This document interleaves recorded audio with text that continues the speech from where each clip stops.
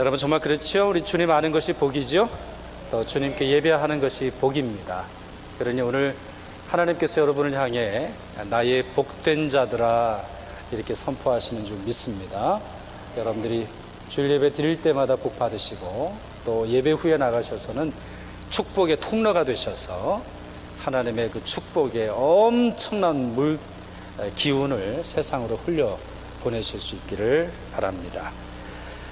오늘 함께 말씀 나누고 또 주님의 이 시대를 향한 우리의 생각 또 사명을 생각해 보도록 하겠습니다.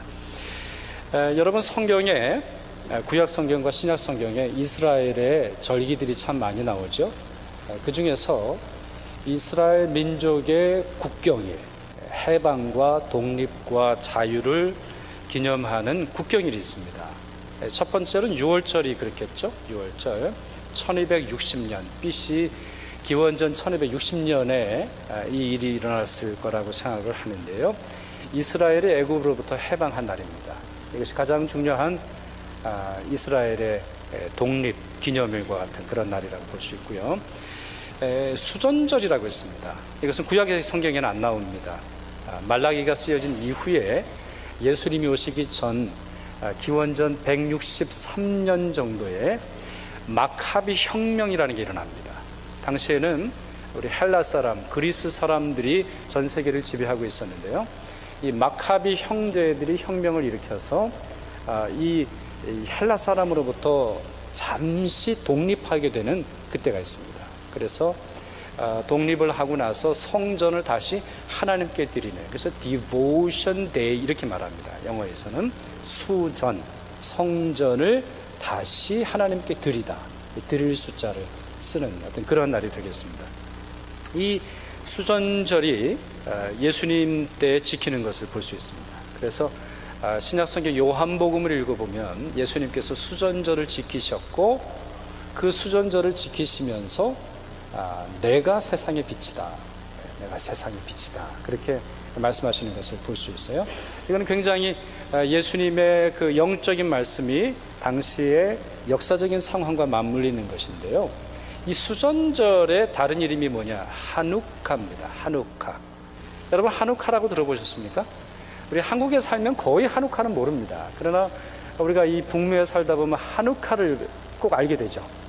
어떤 절기가 되면 이제 하누카라 그래서 여러분 서점이라든가 뭐 기프트샵 같은 데 가보면은 이 촛불 아니면 불, 뭐 무슨 과자 뭐 이런 것들을 많이 파는 날인데 이 날이 빛의 절기입니다. 수전절. 빛의 절기로서 지키는데 예수님도 지키신 것으로 볼 수 있습니다. 또 하나 중요한 날이 부림절입니다. 부림절. 우리 부럼이랑 비슷해서 가끔 헷갈리시는데 부럼은 언제 지키는 거죠? 부럼은 지키는 건 아니죠. 우리 동짓날 하는 겁니까? 뭐 이렇게 부럼 깨뜨린다 뭐 그러는데 그거랑은 전혀 상관없습니다. 이거는 이제 히브리어입니다. 부림이라고 하는 부림이라고 하는 그런 히브리어라고 되어 있는 것입니다. 이 날은 페르시아 제국으로부터 유다 사람들이, 이스라엘 후손 중에 유다 사람들이 몰살을 면하게 되는, 이 페르시아 때 정말 큰 위기가 있었는데 유대인이라는 이유만으로 몰살당할 만한 그런 어려움이 있을 때에 그것으로부터 자기 자신을 지키게 되는 날입니다. 부림절. 지금도 이 이스라엘 사람들은 부림절을 굉장히 좋아합니다. 왜냐하면 자기들이 강대국을 이겼거든요. 강대국을 이기고 또 자기가 유대인이라고 하는 것을 자긍심을 가져다 주는 날로서 아주 크게 지키는 그러한 절기가 되겠습니다. 오늘 저는 이 부림절을 좀 말씀을 드리려고 합니다. 이 부림절, 그리고 이 부림절의 영웅인 에스더에 대해서 말씀을 드리도록 하겠습니다. 에스더는요, 아헤수에로 왕 때에 왕비가 되는 분인데요. 이분이 왕비가 되기 전에 무슨 일이 있었는지 조금 알아야 되겠습니다. 그래야 당시의 왕비가 어떤 역할을 하는지 좀 이해를 할 수 있습니다.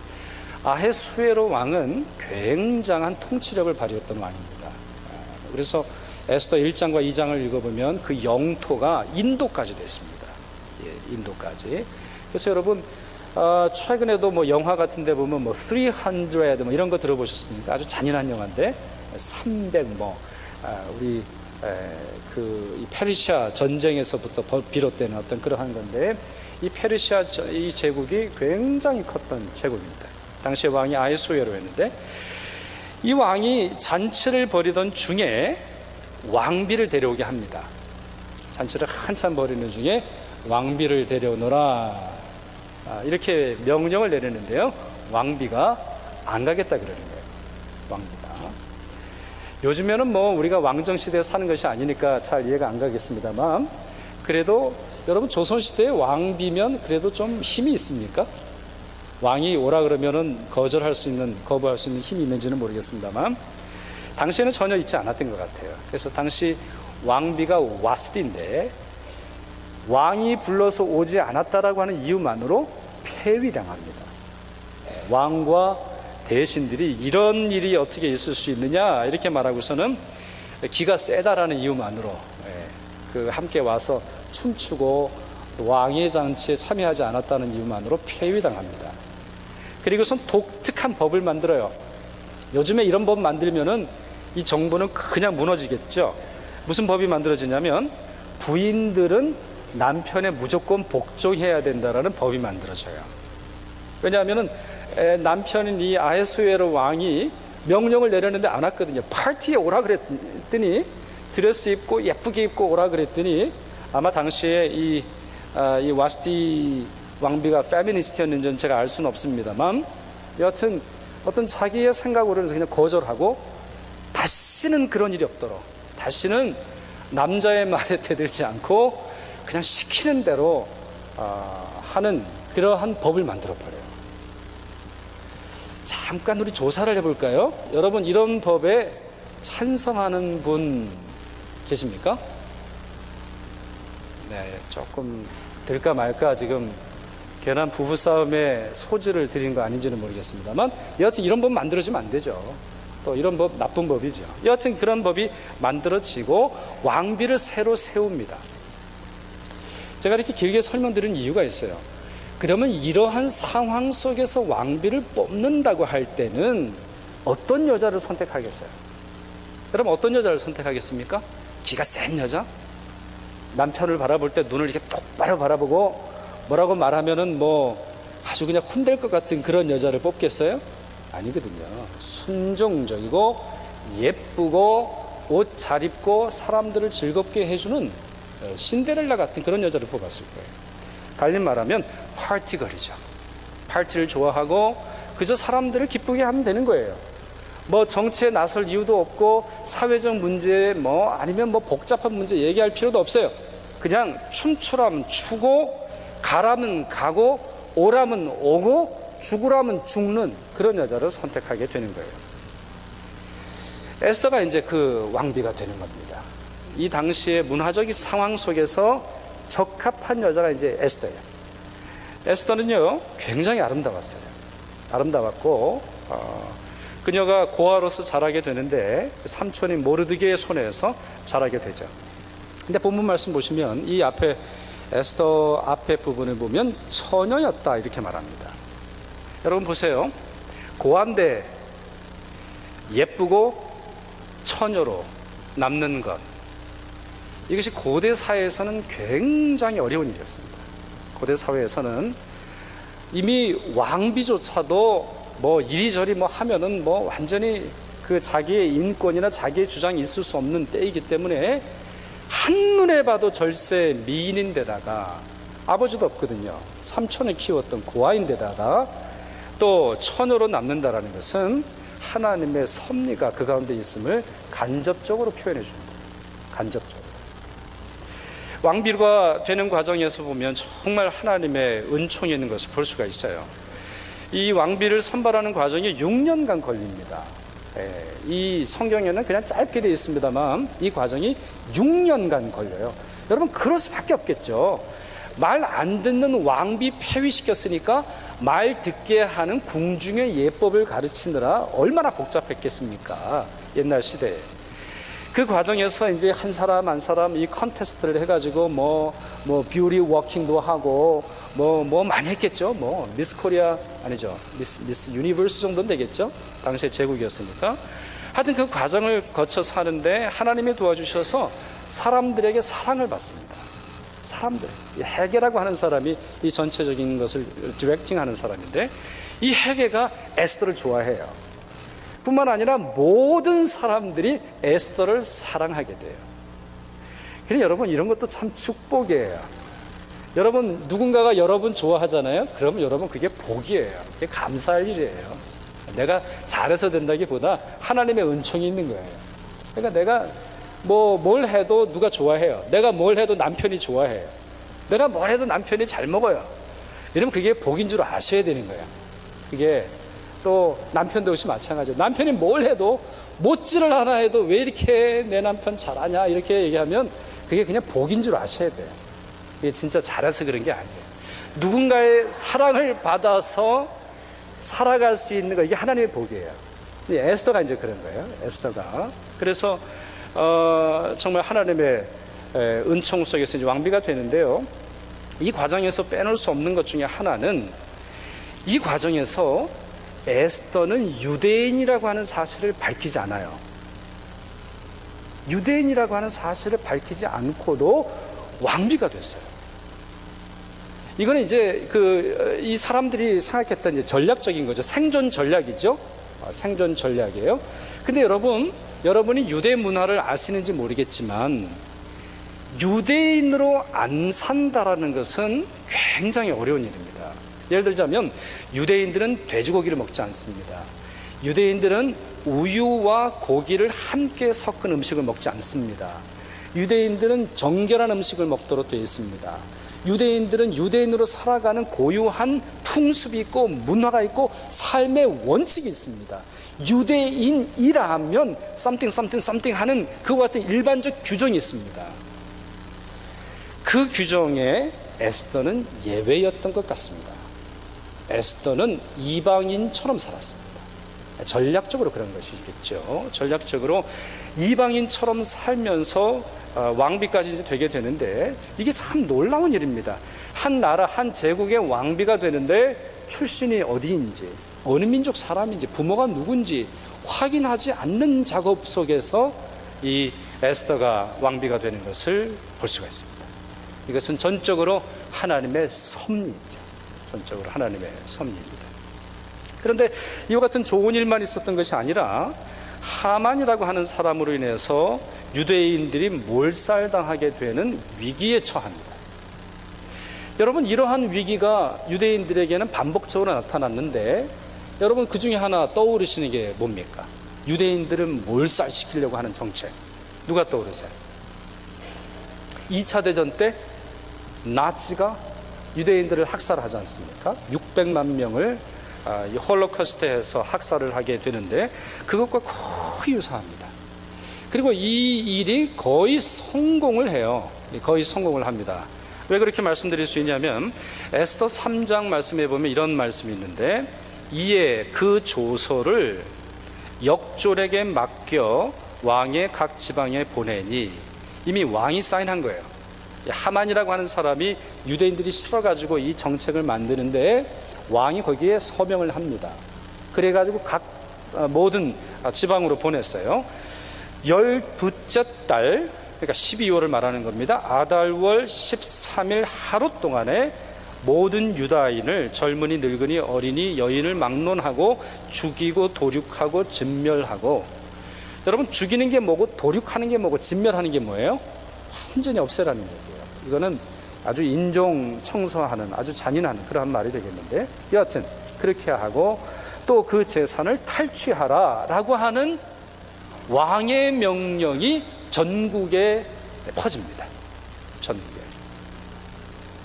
그러니 참 유대인들은 큰일이죠. 이 왕의 명령이 내려졌어요. 이거 탈출할 수도 없고 또 어떻게 도망갈 수 없는 그런 상황인데, 하나 흥미로운 사실은, 그럼 왜 아달월일까요? 왜 12월입니까? 왜 12월 13일이 정해진 건가요? 그 이유는 이날 점을 쳤기 때문이에요. 하만이 주사위를 던진 거예요. 뭐 별 생각 없는 거예요.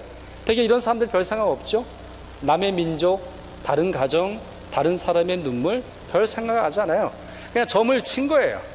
예를 들어서 뭐 12달 쫙 놔두고 확 돌리고서 나트를 돌려가지고 이제 12월이 나온 거예요. 아달월. 그리고 또 이제 한 달에 그 스케줄을 돌려가지고 또 나온 게 13일이에요.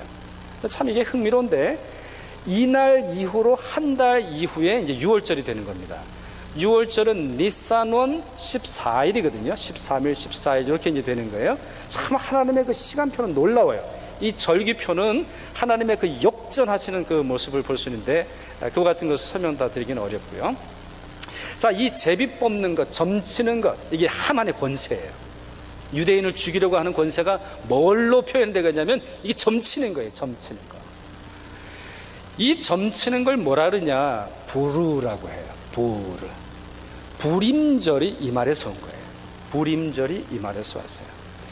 실제로 이스라엘 역사를 제가 공부를 해보니까, 이스라엘 역사를 자료를 보니까 당시에 이 정책이 내려지자 어떠한 유대인들은 자기가 유대인이라고 하는 사실을 지우려고 노력했어요.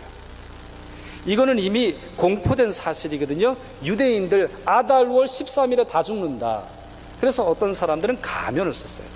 가면이라고 이렇게 역사책에는 되어 있습니다. 나 유대인 아니냐, 이런 식의 이제 가면을 썼어요.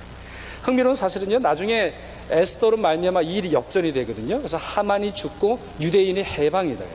근데 너무나 놀라운 사실은 당시에 이방인들 중에서 하만 편에 섰던 사람들이 유대인인 것처럼 가면을 썼다고 되어 있어요. 여러분 이해되세요? 유대인처럼 이렇게 머리를 꼬고 유대인처럼 무슨 옷을 입고 그렇게 했다라고 하는 기록이 있어요. 그래서 지금 유대인들도 보면 불임절을 지킬 때 가면을 씁니다. 가면을 이렇게 쓰면서 우리가 이겼다라는 것을 그렇게 말해요. 여하튼 이 불임이라고 하는 말이 결국엔 주사위 던지다, 제비 뽑다, 점치다 이 말인데요. 이것은 전적으로 사탄이 하나님의 백성들을 괴롭히고 고통시키는 전략 중에 하나입니다. 예수님이 잡히시기 전에 제자들을 향해서 이런 말씀하셨어요. 사탄이 너희를 밀가부르듯 하려고 요구하였다. 밀가부르듯 요구하였다. 여러분, 밀가부르는 게 뭐죠? 밀을 까부르는 게 뭐예요? 여러분, 키질이라고 아세요? 키질. 옛날에 밀 같은 게 이렇게 있으면 바람 부는 날 이렇게 칙칙칙 하면은 알갱이가 없는 거는 떨어지고 무거운 거는 올라온단 말이에요. 이게 키질하는 거 아닙니까? 밀가부르듯 하는 게 이거예요. 그러니까 이거 뭘 말하냐면, 사탄이 세상의 권세와 세상의 사람들, 특별히 그리스도인들에게 너희의 운명은 내 거야, 너희의 생명은 내 거지, 너희의 재산, 너희의 아이들들, 너희의 직장, 너희의 아내, 너희의 남편, 그거 다 내가 키질해야 되는 거야, 이렇게 속인다는 거예요. 하나님이 하신 일을 마치 자기가 하는 것처럼 속이는데, 그걸 뭐라고 표현한다고요? 사탄이 밀가부르듯 하리라. 그걸 누가 하고 있어요? 하만이 하고 있는 거예요. 다른 날 다른 방식으로 정해도 돼요. 그렇잖아요? 제일 날씨가 좋은 날, 제일 흉한 날 하는데 점치는 이유가 뭐예요? 마치 사람의 운명을 하나님이 아닌 내가 쥐고 있는 것처럼 말하는 그와 같은 오만함이 보여지고 있는 것이죠. 이 일을 막아선 사람이 바로 에스더예요. 에스더. 다시 말씀드립니다만, 기껏해야 파티걸로 뽑힌 한 여자, 고아로 자랐고 예쁘다는 것 외에는 그렇게 기록할 만한 것이 없었던 에스더로 말미암아 이 문제가 해결이 됩니다. 한마디로 말하면 민족의 영웅이죠. 민족의 영웅. 그렇다면 그가 이러한 일을 할 수 있었던 이유가 뭘까요? 두 가지만 말씀을 드릴게요. 첫째, 그는 그 에스더에게 있어서는 믿음의 조력자가 있었어요. 달리 말하면 믿음의 멘토가 있었어요. 믿음의 교사가 있어요. 선생님이 있었어요. 자기가 연약할 때 깨우쳐주는 사람이 있었고, 자기가 뒤로 물러나라고 할 때 앞으로 전진하게 하는 사람이 있었고요. 그러함으로 말미암아 사명을 회복했어요. 자기의 사명, 자기의 숨겨진 사명을 회복할 수 있었어요. 에스더는 처음에 자기가 못한다고 얘기하죠. 그건 사실이에요. 아까 제가 이미 배경에 대해서 설명을 드렸습니다만, 법으로 그게 허락이 되지 않아요. 여자가 남자에게 가서 뭘 말하는 것이 허락이 되지 않고, 왕이 부르지 않고는 남자가 여자건 대신이건 왕비건 그 앞에 나가는 것이 허락되지 않는단 말이에요. 어느 정도 사실인 것처럼 보여요. 그러나 모르드게가 아주 호되게 꾸짖죠. 뭐라고 꾸짖습니까? 오늘 본문 말씀 13절 이하에 보시면 이런 말씀이 있습니다. 너는 왕궁에 있으니 모든 유다인 중에 홀로 목숨을 건지리라 생각하지 말아라. 설명을 좀 드릴게요. 그래, 너는 왕궁에 있구나.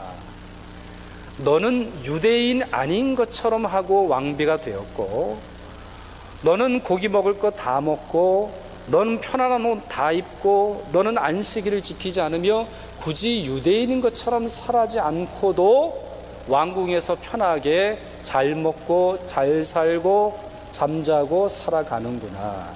그러나 그것으로 인해서 목숨을 건지리라 생각하지 말아라. 이때에 내가 만일 잠잠하여 말이 없으면 유대인은 다른 데로 말미암아 노임과 구원을 얻으려니와 너와 내 아버지 집은 멸망하리라. 여러분, 이미 이 고아거든요. 에스더는 고아이기 때문에 아버지 집이라는 거 존재하잖아요. 이건 이제 모르드게가 자기 자신을 이제 고백하는 거예요. 너 그렇게 하다가는 우리 망한다는 거예요. 망한다는 거예요. 하나님께서 이 역사에서 반드시 유대인들을 구출해 주실 때 너하고 나하고는 아무런 할 얘기가 없다. 역사를 향해서나 하나님을 향해서나 아무런 할 얘기가 없다. 이런 말을 해요. 그러면서 내가 왕후의 자리를 얻은 것이 이때를 위함이 아닌지 누가 알겠느냐.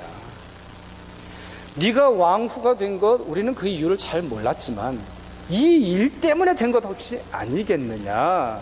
그렇다면 일말의 가능성이라도 있다면 우리가 한번 해보자. 이런 말을 하고 있습니다. 모르드게가 이 말을 통해서 네 가지를 알리고 싶었던 것 같아요. 첫 번째, 편안한 곳에 안주해서는 아무것도 일어나지 않는다. 두 번째, 하나님 역사에 참여하는 자가 되라.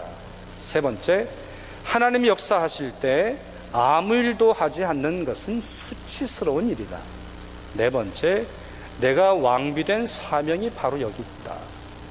과거에 된 일이 미래를 향해서 쓰임받도록 해라. 이와 같이 말해주고 있습니다. 여러분, 데미안이라고 하는 소설 아십니까? 데미안. 저도 중학교 때, 고등학교 때 이 헬만 헤세, 앙드레 지드, 그 단편 소설에 엄청 읽고 저희 아버지한테 혼난 기억이 참 많이 나는데, 데미안에 이런 말이 나온다고 하죠. 아주 유명한 말인데, 새는 알을 깨고 나온다. 알은 새의 세계다. 태어나려는 자는 한 세계를 파괴하지 않으면 안 된다. 태어나려고 하는 자는 한 세계를 파괴하지 않으면 안 된다. 여러분, 우리 아이를 우리 10개월간 엄마가 그 태중에 품지요. 그러나 그 아이를 아무리 사랑한다 할지라도 그 아이를 태에서 밖으로 내보내야 엄마도 살고 아기도 살지 않습니까? 한 세계를 파괴하지 않고는 또 다른 세계가 오는 법이 없습니다.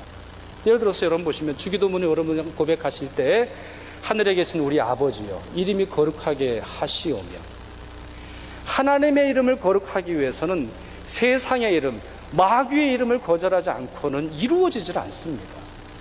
하늘의 뜻이, 하나님의 뜻이, 아버지의 뜻이 하늘에서 이루어진 것처럼 땅에서 이루어지리이다. 이것은 이 땅에서 이루어지는 권세와 이 땅의 악한 문화와 이 땅의 온갖 사속적인 것을 함께 끌어안고는 있을 수가 없는 것이에요. 한 세계를 파괴해야 또 다른 세계가 오는 거예요. 이 두 개는 공존할 수가 없는 거죠.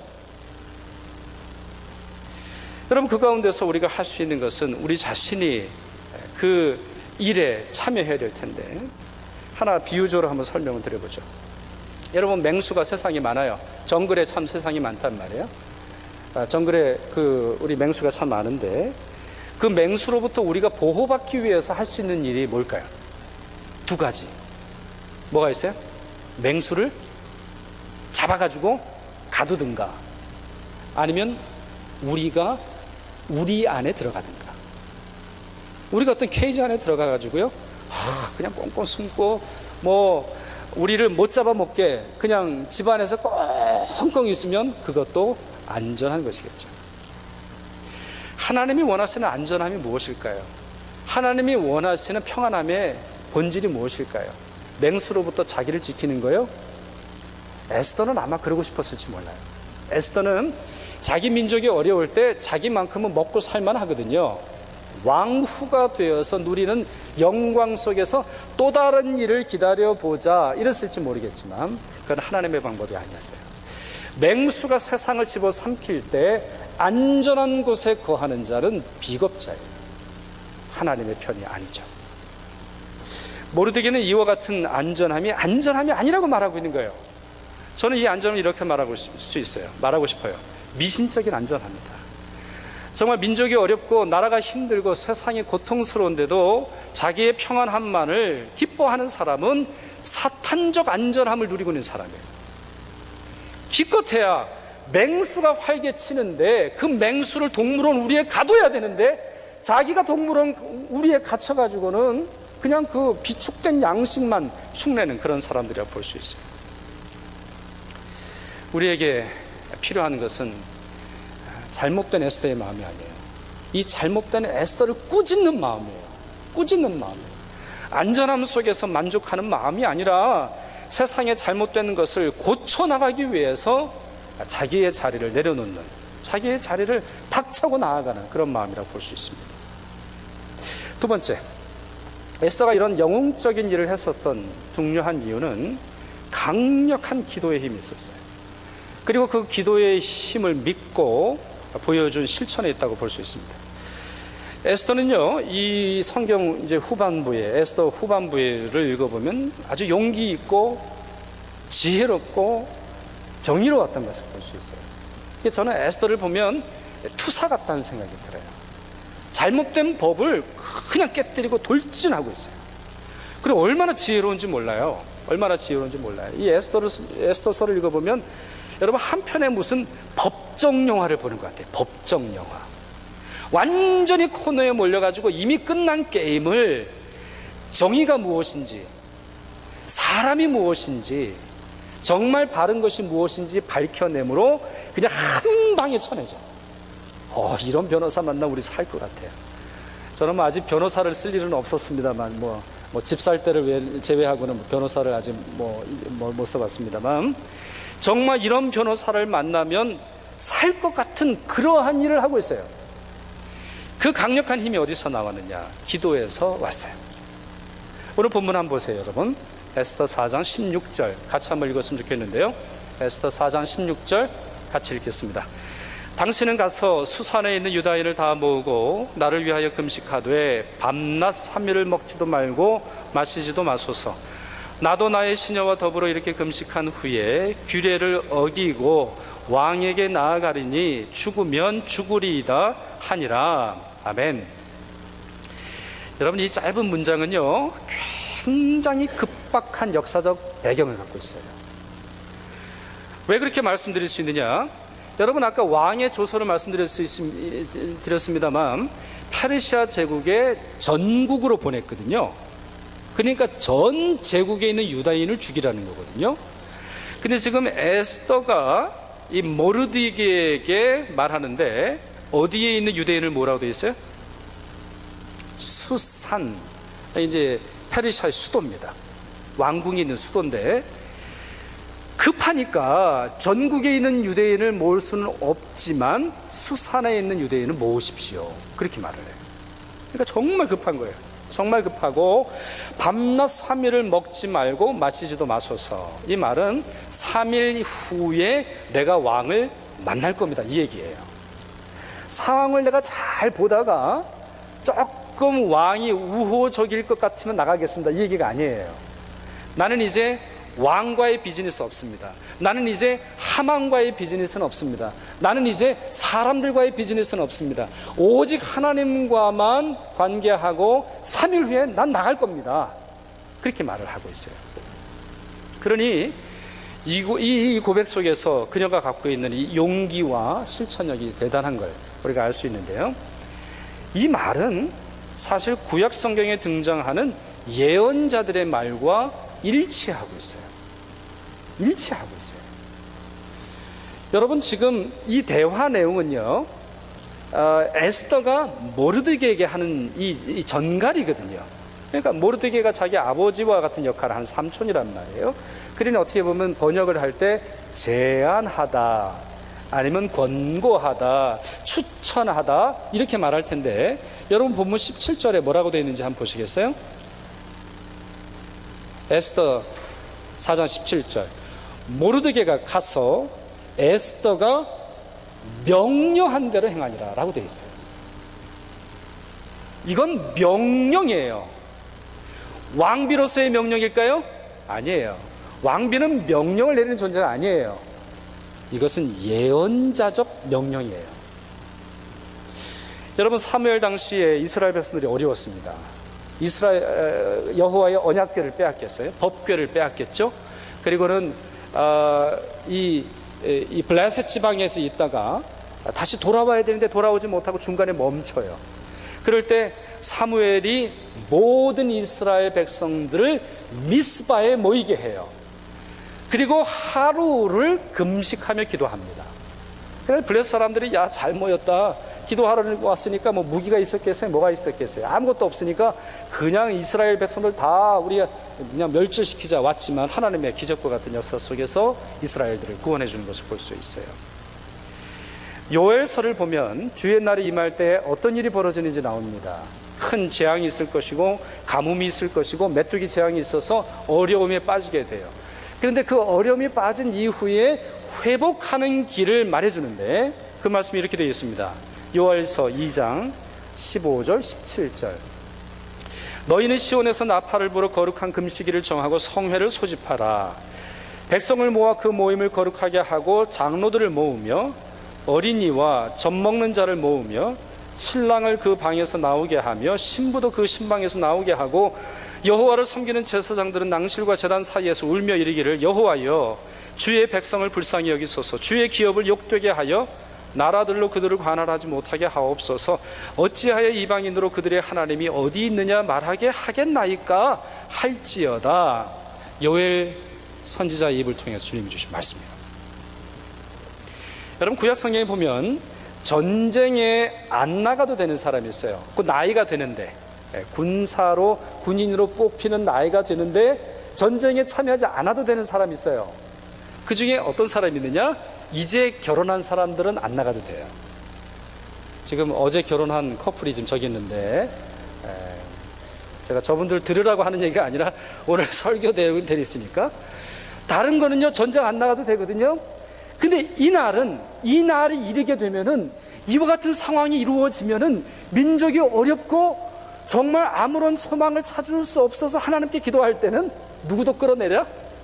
신랑을 그 신방에서 끌어내라는 거예요. 신부가 곱게 단장하고 그냥 신랑만 기다리고 있는 그 신부를 끌어내라는 거예요. 지금 그럴 때가 아니라는 거죠. 우리는 결혼했는데 어떻게 전쟁에 참여, 이럴 때가 아니라는 거예요. 이럴 때가 아니라 금식하며 기도하게 하라라고 말하고 있는 거예요. 에스더가 하는 말이 바로 이거예요. 에스더가 하는 말이, 그가 의도했던, 의도하지 않았던, 아니면 인용했던, 아니면 그 말을 이해하고 좀 했던지, 중요한 것은 예언자들에게 하셨던 하나님의 명령이 에스더의 입을 통해서 나타나는 것을 볼 수 있다라고 하는 말이에요.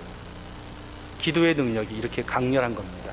기도의 능력으로 말미암아 자기 사명을 확인하게 되고, 그리함으로 말미암아 주님 주신 위대한 사명을 감당하게 되는 것이 바로 에스더의 모습이에요.